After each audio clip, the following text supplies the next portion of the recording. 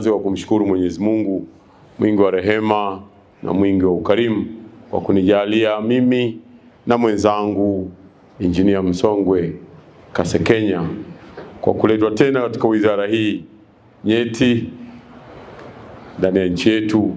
Tunamshukuru sana Mungu na tunamshukuru sana Mheshimiwa Rais Daktari Samia Suluhu Hassan, na tunawashukuruni na nyinyi kwa dua, sala na baraka zenu. Asanteni sana.